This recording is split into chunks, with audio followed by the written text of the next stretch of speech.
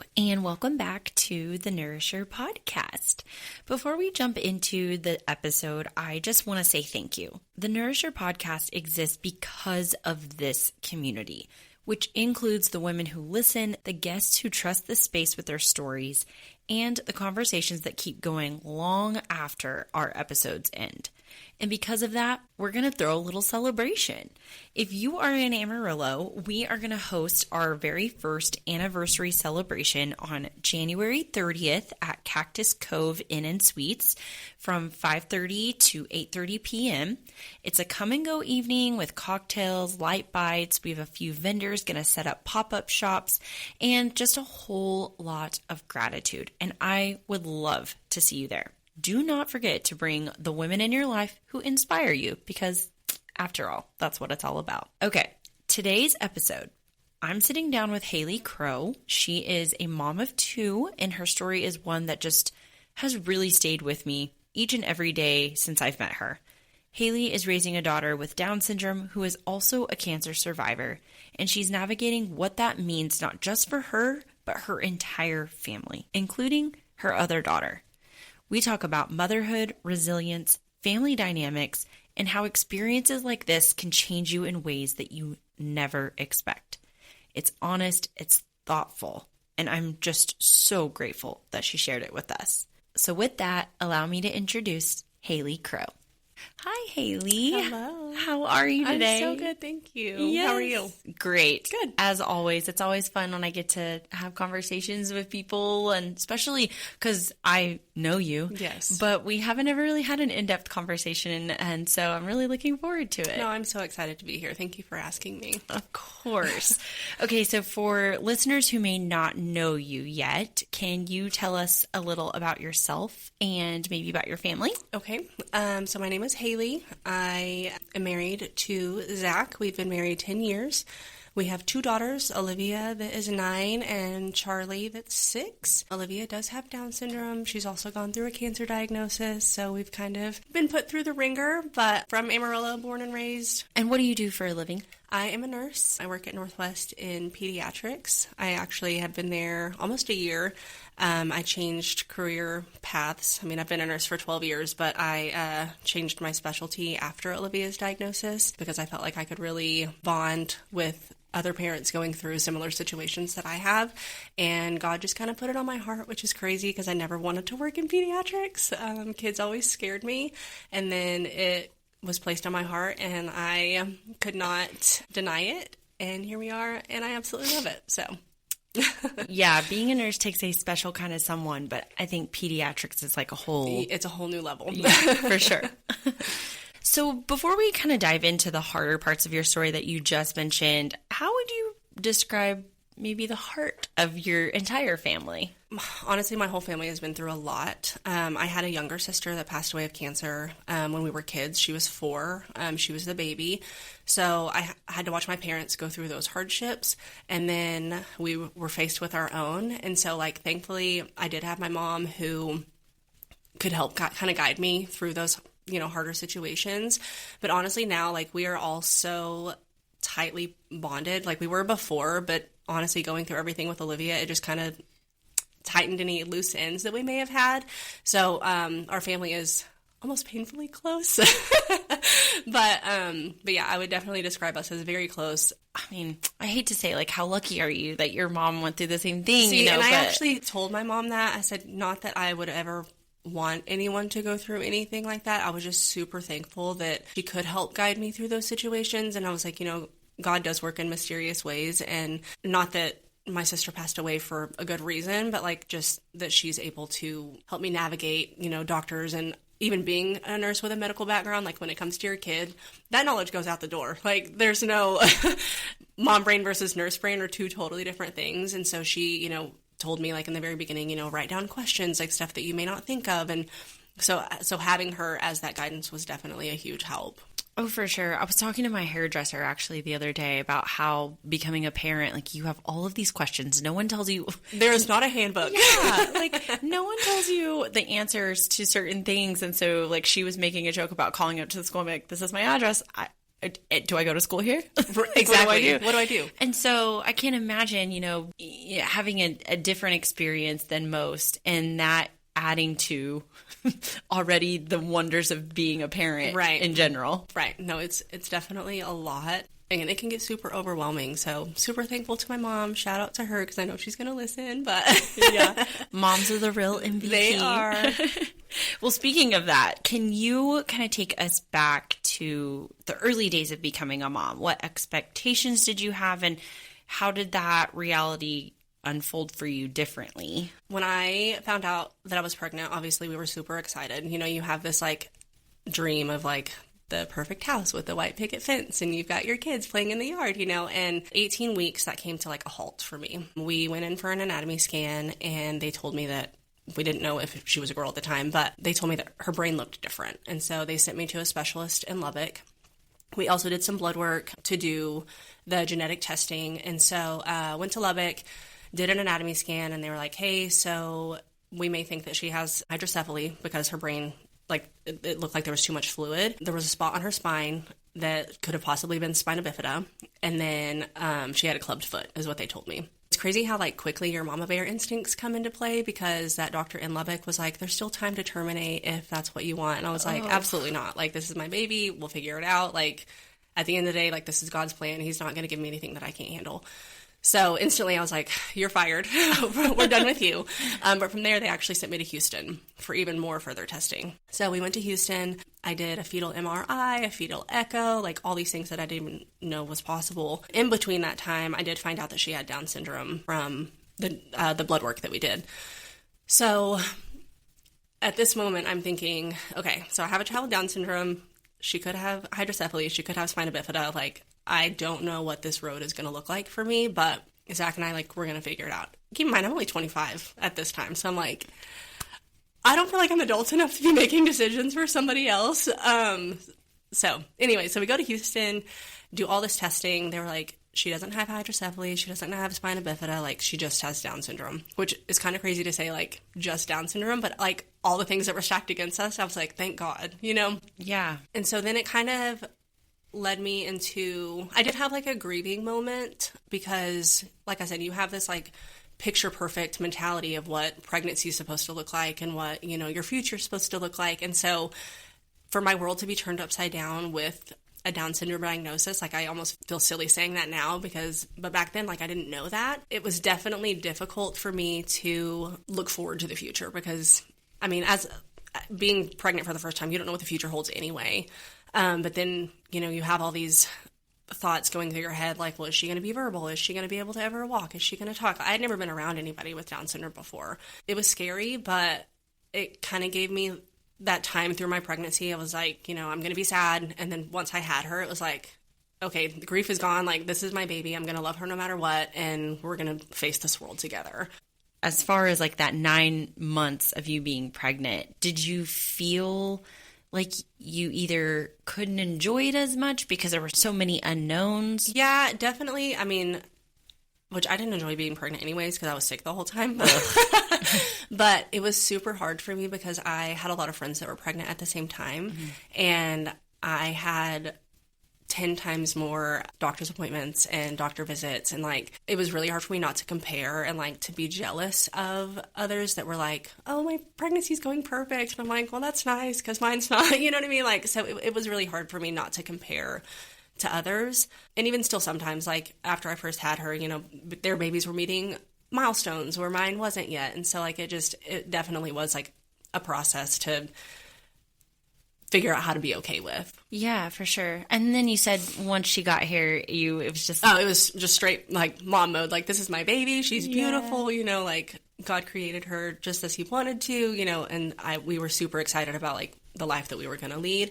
We knew it was going to have its challenges and its ups and downs, but that's being a mom anyway. But once I held her, I was okay, mom mode, we're good. Yeah. As your friends' children were meeting milestones, and then Olivia is having her own life, it's just, how would you say you were processing maybe the grief that you had in conjunction with the love and mama bear mode, and this is what we're going to do? So we honestly just learned super early that we were just going to celebrate every milestone that she met at whatever time it was that she met. Like, I had to let go of what I thought normal was supposed to look like and truly embrace her for the person that she is and is continuing to become. Even like the tiniest milestones of like holding her own bottle or holding her head up or sitting on a sit, like just even like the tiniest milestones for her were huge for us. And so we just learned to celebrate like those moments with her throughout the whole thing. And we continue to do that at 9 years old. Yeah, absolutely. I think that's just so special when you can do that as a family. Yes. And then you said that she was diagnosed with cancer. At what age did that happen? She was diagnosed with leukemia when she was 4. I don't know a lot about it. I just know that children with Down syndrome are more susceptible to leukemia. Is that correct? That is. Mm-hmm. Okay. I mean, did they give you any kind of knowledge or teach you about why? No. I don't know if it's just part of that extra chromosome that they get or what actually causes it. So my initial thinking was just, like, I kind of had the odds stacked against me anyway because my dad also had a sister that died of cancer when she was 12 from leukemia. Oh, my gosh. And then my own sister. And so then I was just like, I think we're genetically cursed. Yeah. Because, I mean, literally, like, every single generation has had that. Thankfully, Olivia was the first one to ever reach remission, so I'm super thankful for that. But, for whatever reason, they just said with Down syndrome that they're more susceptible. So with that warning, did you feel like you were more prepared for it when the diagnosis I actually came? didn't even know before her cancer diagnosis that kids with Down syndrome were more susceptible to it. Okay. And so it was just after the fact that, like, I was, like, researching, trying to figure out, everybody wants to know why. And then I saw that and I was like, well, that's crazy. Like, I mean, not that there's anything we could have done to prevent it, but just, It's just things that you're like, that might have been nice to But then I know. also think too, like, if I would have known that beforehand, I feel like I would have been, like, constantly searching for signs. And so, like, just already putting those negative thoughts into my head even beforehand. Yeah, that's very true. That's a good way to look at it. Well, how did you and your husband process the cancer diagnosis at first? Terrible. No, I'll never forget, honestly, the day that... So, the only reason I even went to have her tested is she had strep, like, back-to-back 2 weeks in a row. Like, she was on antibiotics, stopped them, and then instantly sick again. And I was like, that's so, like, weird. And I actually still have the picture on my phone, but I'd given her a bath, and, like, she had these dark circles under her eyes and just looked so pale. And I was like, I think I need to take her, like, to the doctor. Like, something's not adding up. And so I tell Zach that, and I'm like, hey, I'm taking Olivia. Like, I want to get some blood work done. My mind, being medical and family history, like, automatically goes to the worst case scenario. Mm-hmm. And he tries to be positive, and he's like, no, don't think like that. It's probably just something viral too that, is just making it worse. So my gut instinct was like, ask them to draw labs. And so we did. We took her to the doctor. I told her, with my family history, I was like, I really would just like some lab work done. And she was like, absolutely. Get labs done. Her hemoglobin was like 6, so that's super low. They were like, you need to go to the hospital for a blood transfusion. So I don't want to tell my husband all this over the phone. So I show up at his work and I'm like, this is what her labs look like. And, we have to take her to the hospital. And he, like, instantly is just like, fear all over his face, which mine was too. Take her to the hospital, get the blood work going. Well, then we do a bone marrow biopsy, which, like, confirms. So did that. I don't remember exactly how long we waited. But whenever they came in to tell us, like, I instantly knew, like, because you could just tell, like, as soon as they walk in, like, Yeah. their aura, if you will, is, like, completely off. Yeah, so they came in and told us, and I felt like I couldn't breathe. Mm-hmm. And... Sorry. I told you I was going to cry. It's okay. It's a lot. So they come in and they tell us, instantly, I feel like I can't breathe. Thankfully, my mom was there with us too. The craziest part of all of it is my sister's oncology nurse was also Olivia's oncology nurse. Oh. So she was actually there in the room with me. And she was like, just like kept telling me, like, if this isn't your sister's diagnosis, this is going to be completely different, like just trying to, because my mind obviously goes to, like, absolute worst case because I've seen it. And so Zach and I, like, we really had to find like a common ground. Like, of course, like my natural instinct was anger, and he completely like shut down. And so it took us a little bit to like kind of be on the same page as far as like feelings and emotions. And like even throughout her 2.5-year treatment plan, like on the days that I felt like I couldn't do it anymore, like he was strong and he was positive, and then on the days that he was super negative, like we just flipped roles back and forth. So yeah, it just kind of, you know, is a gut punch whenever you find out something like that. Even like you said, I think, you know, going through all the labs and almost not being able to predict the future, right, but have this you just feeling. Have like those, yeah, like I definitely had that gut feeling of something's not right, and I'm pretty sure this is what it is. And then the confirmation is just, it's going to be a gut punch either for way, sure, even if you are, you know, right, silently preparing for right, that. So, and then it's so important that obviously in a marriage that you have a partner anyway, but right, when you guys are going through that,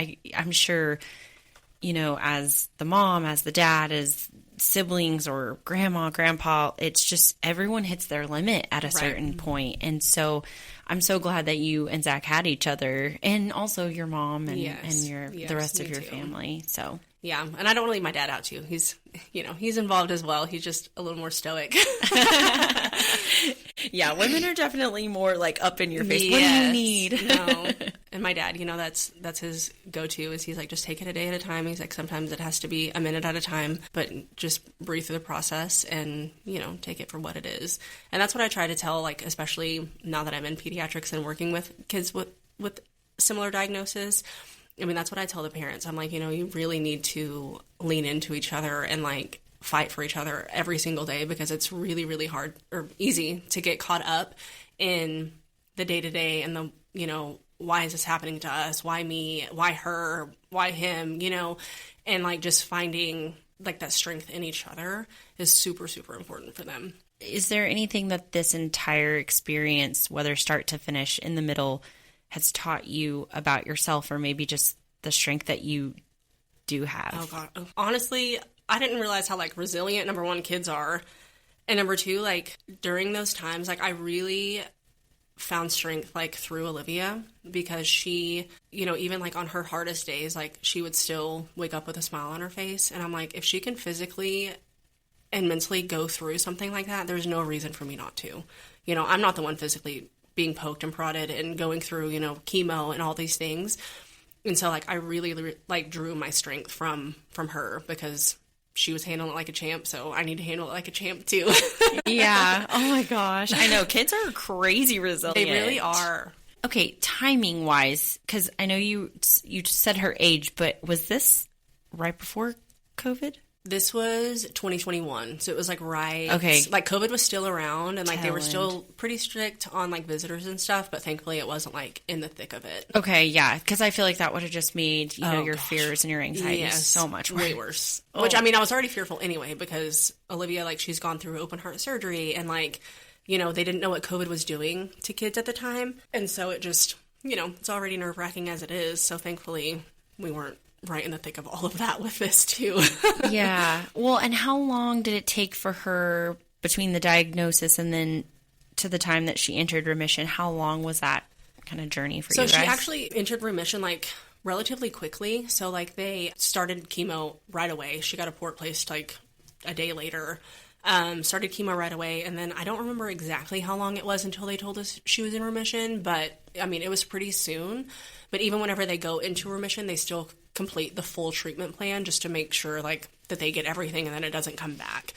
So really it was like almost 2.5 year process. And then you had another daughter. Yes, my sweet little Charlie. So she was like 18 months old, bless her heart, when all of this happened. And her world got rocked. Like we had so many hospital stays. And so she was basically being shuffled like between either Zach and I, because Zach and I had a system where he would stay the night with Olivia, and then we would just flip back and forth. So, like, honestly, him and I were, like, ships passing in the night sometimes, just, like, here's a report, love you, I'll see you, you know, I gotta go get Charlie or whatever. And so, but if, like, both of us had to be there for something, like, she would stay with my mom or, like, my brothers, or just, so she was literally, like, just being passed around. And I think that's why she has a little bit of separation anxiety now, is because, like, when she was so little, like, there was a time that Olivia stayed in the hospital, like, 21 days, and for those 21 days, like, Charlie didn't go up to the hospital. I mean, she maybe once or twice, but, you know, so her whole routine and everything was thrown off too. Right. So for a little 18-month-old, like, it broke my heart for her. Yeah. And then I'm sure it's just she didn't have a normal, you know. No. Just like Olivia didn't have a normal first few years. She also didn't have a normal first few years. So, and I mean, how is her relationship with Olivia now? I know they're a little older. And so, like I've said before, my brother is autistic. And so for me, obviously I'm an adult, so I can process it a little bit better, but having to almost like grieve what your relationship looks like, but also celebrate that at the same time, it is very difficult, but it's a reality because it's like, I want to be closer to them. But this is all I can do, and this is the best it's going to be. So I'm always curious how that affects other sibling pairs and how it's impacted their relationship as sisters. So I think with Charlie, like, she is super protective over Olivia now. Charlie's quite a bit taller than Olivia now, even though she's younger, so she calls herself the big little sister. So she is super protective of her. Of course, they still fight, you know, like sisters do. But Olivia's all she knows. Like, she doesn't have anything to really, like, grieve in a sense because she doesn't, not that it's not normal, but, like, that is her normal. That's true. I actually had a conversation with her this past week about, you know, I said, do you know that Olivia is different? And she's like, well, yeah, Mommy. I said, well, what makes her different? She's like, well, she still sucks on her thumb and she still wears diapers. And so she's like, so I know. And I said, well, Olivia has Down syndrome. And she's like, well, what does that mean? And I said, well, I said, everybody's made up of chromosomes. And she said, well, what are those? And I said, that makes us who we are. I said, you have your own, I have my own, Sissy has hers. I was like, but Olivia, I said, one of hers, she has an extra one. And she was like, okay. I said, so sometimes it makes it harder for her to learn things and to pick up on things. And so I said, it just, you know, makes it a little bit harder for her to do those things. And she was like, oh. I said, so, you know, if we meet somebody that, you know, has Down syndrome or seems different, like, we need to be nice to them, right? And she was like, yeah, if I see somebody with Down syndrome, they'll be my friend. And I said, okay, Charlie. And so I think, honestly, like, having a sibling with a different kind of ability, like, it opens your heart just a little bit more because you have, like, that soft spot. And, like, and I love to see it that she's only 6 and already feels that, you know? So, like I said, I don't think she really, like, grieves it. I think she just, that's all she knows. That makes so much sense. And I'm glad that y'all are having those conversations pretty early and I mean, teaching her to recognize and also be able to explain it to other people because people who aren't in it every day, they don't know what questions to ask. They don't know the right things to say. They sometimes know the wrong things to say. Sometimes they shouldn't say anything. Right. Yeah. No, but with Charlie and that's what Zach and I, you know, whenever we did have Charlie, we were like, you know, we want to raise them as close to the same as we can. I don't want to be harder on Charlie or harder on Olivia. Like, I don't want there to be any kind of resentment on Charlie's behalf. Like, I don't want her to resent Olivia that she got away with this or she didn't have to do this. Like, I want it to be as fair and equal as possible. Sure. And we decided that, I mean, whenever we were like, hey, let's have another kid, but we want them to be on the same playing field as possible. Mm-hmm. Now, don't get me wrong. We have to discipline them very different, but I feel like that's any sibling or kid because one takes to one versus one taking the other. But, like, we've tried to just keep it fair across the field. So yeah, for sure. I'm sure that's difficult to do even if you didn't have all of the nuances. Yeah, even if we didn't have all the extras. Yeah. I know whenever I would talk to my mom, I'd be like, why is my sister allowed to get C's and I am not? Like, why? Different expectations. Know, right. Why can she dye her hair blue and I can't? My mom's like, y'all are different children. Okay. Exactly. In what ways do you feel like your family has grown stronger or more connected through all of this adversity? And again, now that Olivia is in remission, now you're past that portion of her story, how has this entire experience kind of made you guys a stronger unit and then moving forward planning for the future? So I definitely think, I mean, like I said in the beginning, you know, my family was already pretty close just because of, like, losing my sister. Zach doesn't have siblings, so, like, he will never have to experience, like, what that felt like.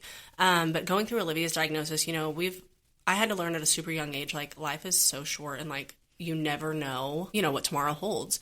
And so life is obviously super precious and something that we all try to remember. I mean, we still have our moments, obviously, that everybody does. But like I said, my family is painfully close sometimes. My brothers and I we've always been closer, but I think even going through this with Olivia, like it brought us even closer, like just having even more of a bond, because at the end of the day, like my brothers, like they were mean to me when I was little, but they always have had my back. And like even into adulthood, I know that if I needed something, they would call, like I could call them and they would drop everything immediately. So those relationships have obviously gotten tighter. Same with my sister-in-laws, like, you know, they've walked a very dark path with me and have brought me out of those dark places. So we just do our best, you know, to remember that life is a gift that we don't need to take for granted. Zach and I's relationship, you know, I could easily see how people get divorced after having a kid go through everything that ours has. Sure. And thankfully, him and I were able to continue to put each other first. And even when it felt like we were at the low man on at the totem pole, we both knew at the end of the day, like, we have to fight for each other and make this work. I mean, because during all of this, like, he was working full-time, I was working full-time, plus, you know, trying to manage a house and 2 kids and all these things. And so thankfully, with my family helping us, like it just brought us that much closer together. I mean, I can't imagine that it wouldn't. Right. But like you said, that is a major reality, is any kind of loss, any kind of grief or hardship in a marriage, but just from like familial issues, that causes such a strain on your marriage and your relationships as a whole, your friendships, your you know. And that's what I try to explain to people. I'm like, you know, a cancer diagnosis, it affects more than just the person. Right. It affects the siblings, the parents, the grandparents, the aunts, the uncles, the cousins, like literally everyone that's surrounded by them, like it affects them too. And so I feel like people just need to, you know, show a little bit of grace, because you never know what somebody's walking through, whether it's a cancer diagnosis, a new Down syndrome diagnosis, a autism diagnosis, you know, like all these things, like everybody carries their stuff differently. And so I feel like that's just why we all need to be kind. Yeah, that's always, I'm like, everyone just be nice to each other. I know, it's not that hard. I feel like you've given us quite a bit of insight into how you think as an individual, but I want to move into more about you, Haley, as an individual. So how has this experience reshaped who you are as a person, like outside of motherhood? So it is definitely, I mean, even in my career alone, I don't usually wear my heart on my sleeve because I'm afraid of getting hurt. Since going through all of this, I do think that I try to be a little bit more emotionally available, if you will, just because I have RBF really bad. Same. And so right off the bat, I feel like people think that like I don't have feelings or that I don't care. And so it is something that like I've tried to really work on, to be like, you know, I have lived a really, really hard life, and I honestly, like, I think it's just like a defense mechanism because I don't want to get hurt. Like, I don't want to become attached and then, you know, something happen. Like, it just, obviously that's life. But going through all of this has taught me, like, it's okay to let your guard down a little bit and, like, to be vulnerable. And because at the end of the day, like, you are going to meet people that embrace you and love you and your family. Since starting in pediatrics, like, I've actually met some of the absolute best friends that literally took me in immediately, and they love my kids, they love my husband, like, they literally love my family like they're their own. They call my daughters like their nieces. They're like, well, what are my nieces doing, you know? And so just being vulnerable, listening to what God's plan has for you, and just being okay with the life that you've been dealt, and, you know, just finding the peace within all of it has definitely been something that I've learned. Yeah. Was there anything that surprised you about yourself, maybe that you didn't think you had in you and you found it? I mean, honestly, like, and that's one of the questions are like, well, I don't know how you went, like, I don't know how you did it. Like, I don't, you know, how did you find the strength? I'm like, well, what choice did I have? I mean, I couldn't just up and quit, you know? Yeah. So it just, you learn really fast, like, how much you can handle, like, mentally. Like I told you in the beginning, my mom, you know, she was like, you know, write stuff down. Well, then I just started, like, journaling. Like, I have this huge journal that I would write in almost every single day. I haven't been able to pull myself to go back and read those, but I would literally just, like, spill my heart out on paper because I couldn't hold it up in my head any longer. And so, like, I felt like once I got it out, I closed the book, and then I was able to move on. And so that's a like coping mechanism that I learned as well. But no, I never knew like how resilient I could be until, I had to.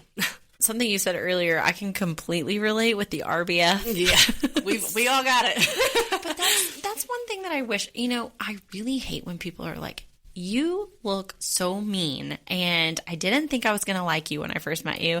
And I hear that all the time. And I'm just like, but like you said, you've gone through several things in your life, like even from you being a child. Right. And so sometimes whenever I see someone, I'm like, gosh, she looks really mean. I'm like, I need to remember that some people have been through it. Yeah. Like they've been through things, and maybe that's why they are so guarded at first. But I also never thought that about you. Oh, thank you. When I first met you. I was a little intimidated by you whenever I first met you.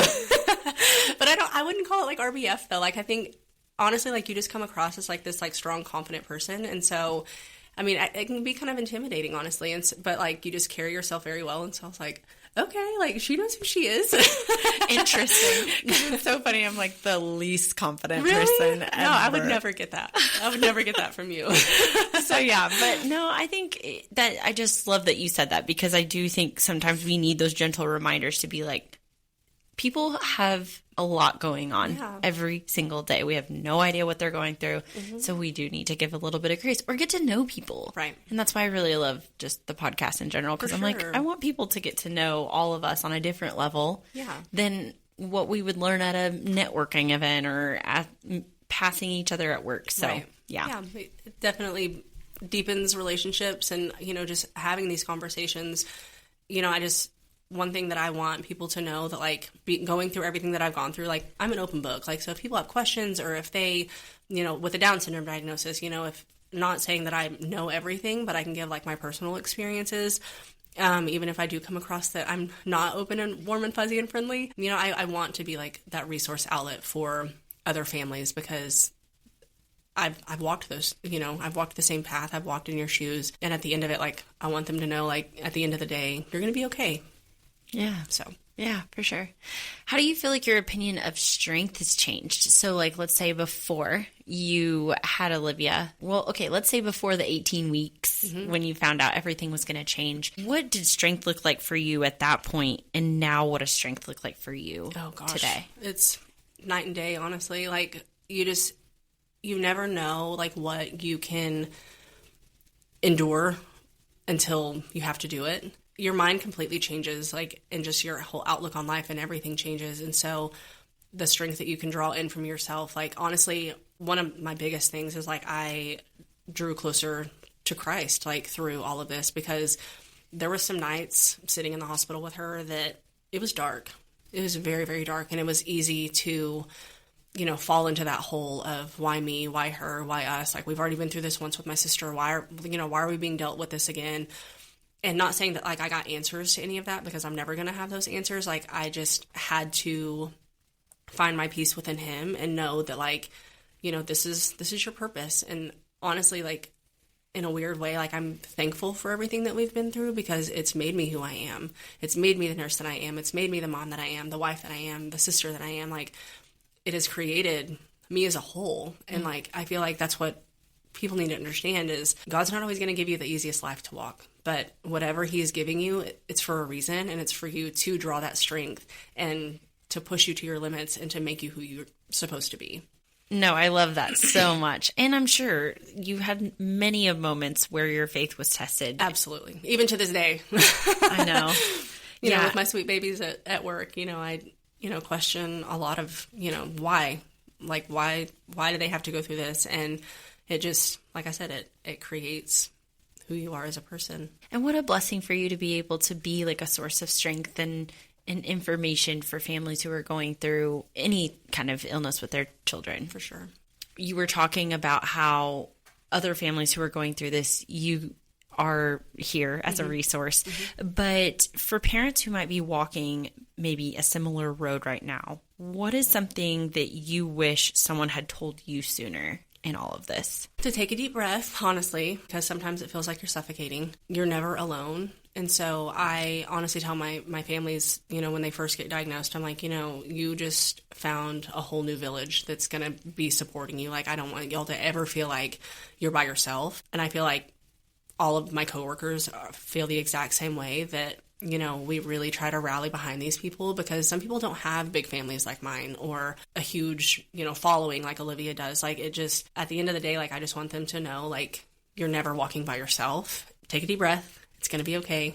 And even if it's, in the end, it's not okay, because some people don't get, you know, the fairy tale ending like we did, there's still going to be a light at the end of your tunnel. And sometimes it looks like a train, but by the end of it, you know, it's going to be okay. Yeah, absolutely. What does it look like for you to take care of yourself right now? I am making myself a priority now. I did put myself on the back burner for, you know, several years because I had to. Mm-hmm. But now, like, I'm reading more. My goal for 2026 is to run a 5K every month. Every month? Yeah, once a month. Pause. I was like, good for you. And you said every month. Once a month. And my goal, hopefully, is to run the half marathon for St. Jude in December. My sister-in-law just did it this past December, and she's like, Haley, it was like the most humbling experience. And she's like, you have to do it. And so I hate running, and so it's something that I'm like trying to learn to fall in love with. But yeah, I'm just, you know, trying to make my marriage a priority, you know, put Zach out there. Like, we still, you know, schedule date nights and, you know, do things for us too. We went to the Bahamas over the summer, you know, because we deserve that. You know, we deserve to, to have a little bit of, you know, adult time. And so we're actually going to take the girls to Florida in May. With my whole family is going to celebrate. My dad also was diagnosed with cancer last year. He had pancreatic cancer. Girl, let me tell you. But he is also in remission. And so we are going to Florida to celebrate him being in remission too. That's where we went when Olivia finished her treatment. We went to Destin, and so now we're going to go back to celebrate my dad too. And Destin's beautiful. Yeah, it's one of I beg Zach all the time, like, can we please move there? And he's like, Haley, no. I couldn't afford to live there. I couldn't either, but I mean, a girl can dream. Yeah. No, we went for I went for the first time this past October. I've never been there before, and just the beautiful water. Yes. The sand is so soft. But then I went to Seaside, and I was like, $100 for a tank top. And no. Yeah. No, we didn't venture to Seaside.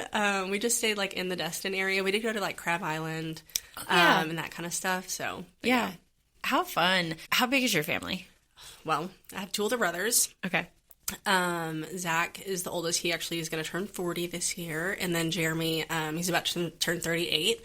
They're both married. They both have two kids. And then it's me, my husband, and then our two kids. My parents, they've been married almost 40 years. Watching them go through everything with my sister and then go through everything with me, plus my dad's diagnosis, like, to see them come out on top is amazing. And then, you know, I've got my aunts, my cousins. My grandma's still kicking it. She's about to be 87, I think, on the 17th of this month. So, yeah, my family's pretty big. And then Zach, he's an only child, and just, it's him and his mom. Yeah. Well, it'll be a party in Florida. Yes, it will. Yeah. No, there's like 14 of us going, and then like another set of my parents' friends and their daughter. So. Oh, wow. How long are you going to stay? We're going to be there for 5 days. Okay. That's good. Yeah. Perfect. Wait, what time of year are you going? In May, like the beginning of May. Oh, okay. Gotcha. We went in October, like right after, I guess, fall break, and it was like the season was closed, right? So there were several things that weren't open. But it is so busy even at the end of the season. When we first went, we went like the end of, I think it was like Labor Day weekend actually, and it was so busy. But the hurricane had just hit. Oh. And so like the water was like kind of murky, and I mean, I'm scared of the ocean anyway, just because there's all kinds of things living in there. Seriously.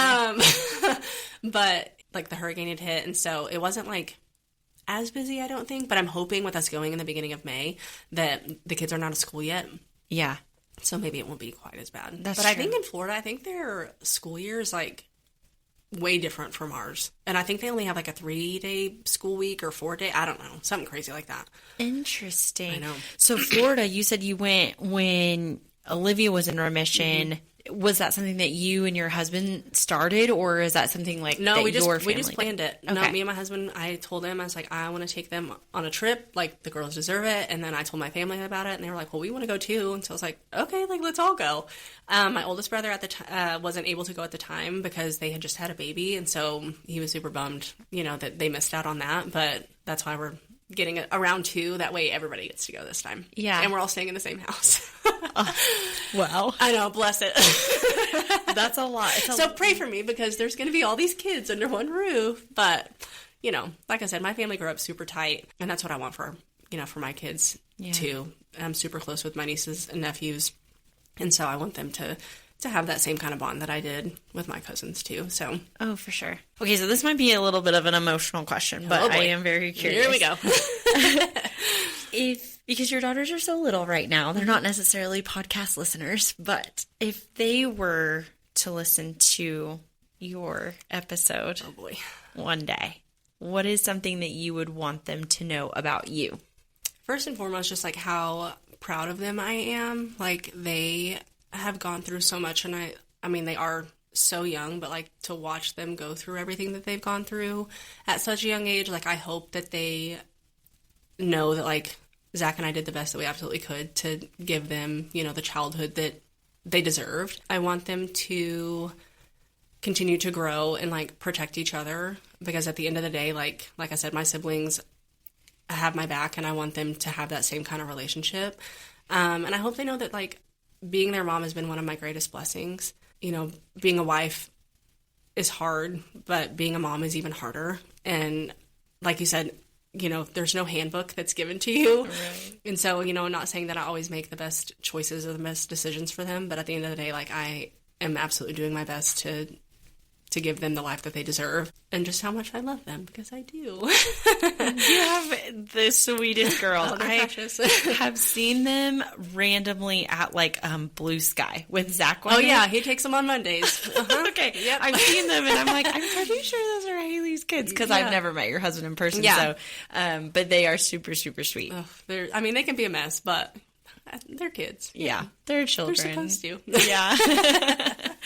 Okay, well, I want to give you an opportunity to share any resources that you may know of, if there's, like, families who are going through similar situations, if there's, like, support groups, if there's resources here in Amarillo or even in the state of Texas, whatever you want to look. So we have the Panhandle Down Syndrome Guild that's here in town. They're a great resource for kids, you know, diagnosed with Down syndrome. Dr. Sherry Medford is a pediatrician, and she has a daughter with Down syndrome as well. So they're the ones that started it. But they host all kinds of, like, parties and stuff to get together, where you can really, like, network with other parents that, you know, are going through a Down syndrome diagnosis as well. There's also the Spectrum Support Society. So that's more for, like, a more broad, so autism, Down syndrome, like, not just a single diagnosis. It's a group of, like, teachers. There's some doctors on their board, and they meet, I think, like, once a month, and they offer, like, different resources. They have people come in and, like, do education pieces as far as, you know, what to expect when your kids get older, and, like, legalities of things and stuff like that. ADVO is huge with the different ability community, is what I like to call it. And so, you know, they have Hope Village out there that has the sandwich shop, the coffee shop, the ice cream shop. It's such a cool place. If you've never gone out there, like, it is honestly, like, the best experience, because the people that work there are so sweet and so friendly. And then ADVO itself, they host, I think, almost a party for every holiday for people with different abilities as well. And then for cancer diagnoses, you know, the Children's Miracle Network is huge, helping, like, with finances. MTK Foundation, they also will help with finances as well. So, like, just, you know, different places like that can really, you know, just reach out, and they'll guide you. Yeah, for sure. You have a lot of great resources. Well, baby, I've been around the block. Yeah, for sure. Okay, so, and then I always close out with 2 questions for every guest. Oh, boy. Okay. So, the first one is, what is one thing that most people may not know about Haley? I do love a good reality TV show. Love Island, Love is Blind. Like, I will binge watch those. Zach absolutely hates them, but, like, it honestly, like, I don't have to think about it when I watch it. Like, I can just watch it mindlessly. Yeah. And, you know, it doesn't, like, affect me. It's just rolling. Literally. Like, it's just entertainment. So that's probably, I don't know. It's not really, like, a fun fact, but. What's the most interesting place that you've been to? Ooh. Well, we've been to Jamaica. That's where we went for our honeymoon, and it's beautiful there. Bahamas. Nashville is probably one of my most favorite places to ever go. Not even just, like, for the bar scene, but just, like, I love music. All the live music, like, it can kind of be overwhelming, but I have, like, honestly, that's probably my fun fact about myself is I relate with music more than I can relate with anything else. So, like, when I'm worshiping, it brings me to tears every single time. And Zach looks at me like I have 3 eyes because he's like, are you okay? Like, why is this hitting you so hard? But, like, I've always been that way. I've always wanted to go on the show, The Singing Bee, because I can remember song lyrics. Like, it's crazy. So there's your fun fact about me. Okay. I do love music like that. It will get me through something no matter what. And it can cheer me up. It can, if I need to cry, allow me to cry. Yeah. I know. Like, I have been in my car driving from Amarillo to Lubbock and solid bawling my eyes out for like 2 hours just because the music hits me differently. I'm the same way. And honestly, like, there are songs that I would listen to, like, not really repeatedly, but just, like, regularly through Olivia's diagnosis. And, like, now, like, I can't listen to those songs anymore. Oh, because it just, like, unless I need a good cry, like, I just have to put, those aside because I'm like, we'll save those for when I'm feeling sad. Because, I like, correlate music with, like, my emotions at the time. And so then when it pops up on my playlist, I'm like, we're going to skip that one today. Yeah. Oh, for sure. What's your favorite type of music? Oh, gosh. Honestly, I don't have a favorite. Like, if you ever ride in the car with me, we're either going to be selling dope or praising Jesus, or we can go two-stepping. It literally is all over the map. Yeah. There's not like one certain one that I like. That's exactly how my playlist is. Yeah. I mean, I'll have like Pierce the Veil. Same. And no, I love that. Like, yeah, we can be headbanging. We're going to be. And I'll tell you, Olivia is like that too. She loves music, and she's always loved music. But she is my like little metalhead. Like, she loves the rock, which Zach listens to rock music, but she loves it. We're actually taking them to see Machine Gun Kelly. Really? Yeah, at the end of May. Oh, wow. Yeah, they love some MGK. That's so funny. So if he can get us on stage, we're ready. Yeah, absolutely. I'll be like, forward this message. Right. Can you pass this along? That's so funny. Okay, well, my second question is, who are 3 women who inspire you? Oh, gosh. Well, my first one is definitely my mom. Like I said, she's been my rock through my whole life, obviously. But, high school, I hated high school. It was not nice to me. And she was like, Haley, this is like such a small piece of your life. Like, there's a great big world out there. And then through marriage, through kids, like, she has really been somebody that I lean on super hard to help me navigate. Like, I don't have a handbook, but who does? My mom. And she's going to tell you, no, I don't. I know, she's like, no, I had to figure it out too, but that woman, she has it all together, it seems. The second one, I mean, I don't want to sound cheesy, but, like, honestly, my daughters, like, they are somebody that I look up to, and they're everything that I wish that I could be, because they're vibrant, they're, authentically themselves. Honestly, like, Taylor Swift keeps coming into my head. Charlie's a Swiftie. But honestly, just, like, I feel like she does a lot of good, like, just with her donations that she does, and, stuff like that. Like, she's a huge pop star, but I feel like she's still just, a humble human being. It's like, so celebrity-wise, I feel like her. And she's engaged to Travis Kelce, so, I mean, go Chiefs. Yeah. A little bit of an edge. I mean, that helps some. Yeah. But, yeah, I guess I would say her. Yeah, you're definitely not the first one to say Taylor Swift, so. Yeah, okay, good. No, we watch Taylor Swift's concert on Disney Plus literally all the time. Like, it's steady playing in the background, so. I mean, I like Taylor Swift, but, like, I don't listen to her, like, all the time. Like, honestly, like, her newest album, like, I think I know maybe a couple of songs on it, but Charlie, I don't know where she hears it, but she loves it. And she's like, Mom, have you heard this? I'm like, no. Where'd you hear it? Yeah. Well, and then I love that you said that you're girls, because I think sometimes, I'm sure everyone knows they can look up to children. Yeah. But I think, just like you said, the vibrant, like, spunkiness they have, it's just, oh my gosh, I can't say that word. Admirable. It's admirable. Yeah, it's admirable, because they really are just so resilient, and they may have a bad day, but they can wake up from a nap and then everything's better. The world is good. I mean, like I said, Olivia, like, when she was going through everything, literally waking up with a smile on her face every single day, and I'm like, you know what, baby, you're right. Like, there is something to smile about today. Like, even if we can be in the trenches, but there's something that we can always, find a little bit of happiness in. Yeah. Absolutely.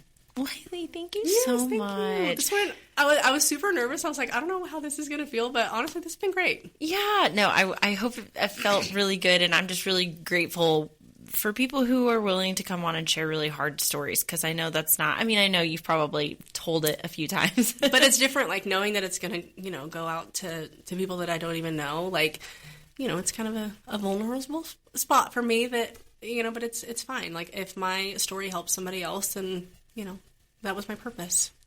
Oh, well, it for sure is going to help someone. I can promise you that. It might be in Australia. That's fine. That's fine. I would love to go to Australia, honestly. Yeah. A 17-hour flight, though, I don't know that I could do that. Oh, gosh, no. So, well, thank you so much. Thank you so much for having me. This has been great. Of course. Before we wrap up, I just want to say thank you again for being here and for listening with such an open heart. Conversations like this particular one are the reason that the Nourisher podcast exists, to remind us that we're not alone in the hard, beautiful, and complicated parts of life. As we step into a new year, my hope is that this podcast continues to be a space you come back to when you need encouragement, perspective, or just a reminder that growth does not have to be loud to be meaningful. If this episode resonated with you, as always, I'd love for you to share it with someone who might need it. And if you're local to Amarillo, don't forget we're celebrating the Nourisher Podcast anniversary on January 30th at Cactus Cove. I would love to see you there. Thank you for being a part of this community, for listening, and for growing alongside us. Until next time, stay strong, stay connected, and keep growing.